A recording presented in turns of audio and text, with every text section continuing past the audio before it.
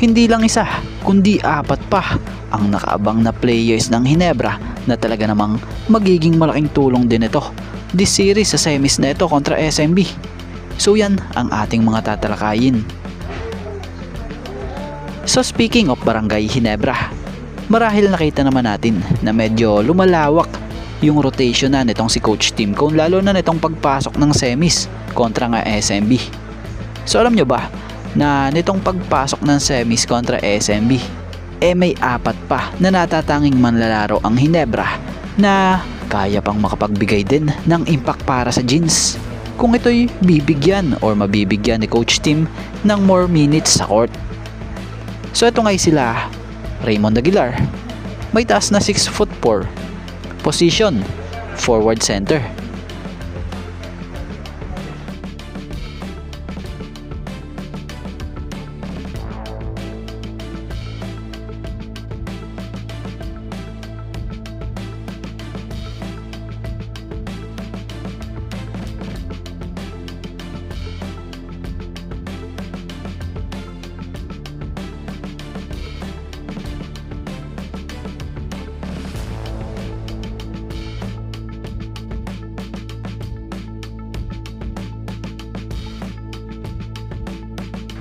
Ben Adamos, may taas na 6'7", position center.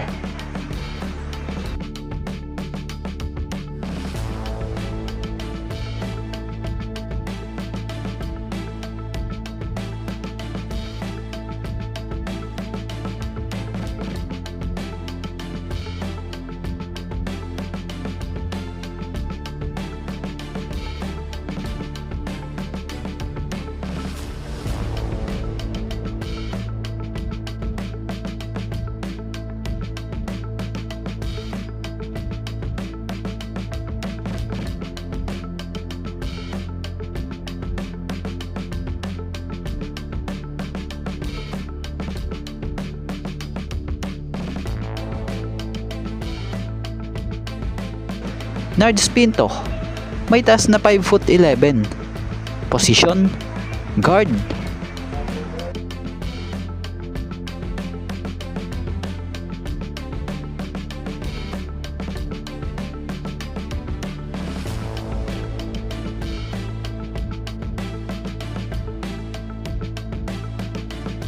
And itong si John Abyss na may taas na 6'3", position niya forward.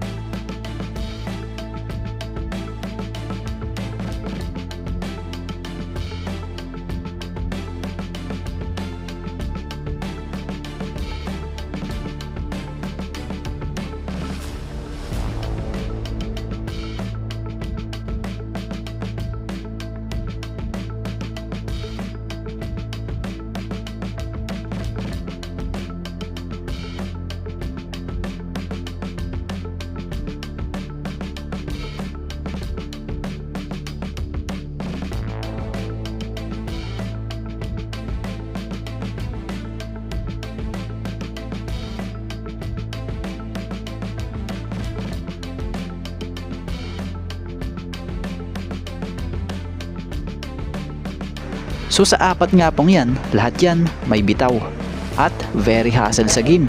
So ano masasabi nyo?